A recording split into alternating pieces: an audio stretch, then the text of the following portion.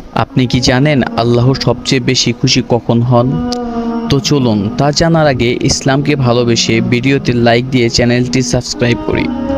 তো জিব্রাইল আলাইহিসসালাম আল্লাহকে জিজ্ঞেস করলেন, আল্লাহ, আপনি কিসে সবচেয়ে বেশি খুশি হন? আল্লাহ বলেন, আমি সবচেয়ে বেশি খুশি হই আমার বান্দারা যখন আমাকে সিজদা করে। অতঃপর জিব্রাইল আলাইহিসসালাম আল্লাহকে 30,000 বছর ধরে সিজদা করলেন, কিন্তু আল্লাহ তাআলার পক্ষ থেকে কোনো খুশির বাণী জানানো হলো না। তখন জিব্রাইল আলাইহিসসালাম জিজ্ঞেস করলেন, আল্লাহ, আপনি কি আমার সিজদার প্রতি খুশি হননি? আল্লাহ বললেন, ওহে জিব্রাইল, শোনো, আমি আল্লাহ এক দুনিয়া তৈরি করব। ওই দুনিয়ায় মানব জাতি ও জিন জাতি হেদায়েতের জন্য লক্ষাধিক নবী রাসূলগণকে পাঠাবো। সবচেয়ে ও সর্বশেষ নবী মুহাম্মদকে পাঠাবো। ওই নবীর উম্মত সিজদাতে গিয়ে 3 বার করে বলবে সুবহানা রাব্বিয়াল আলা।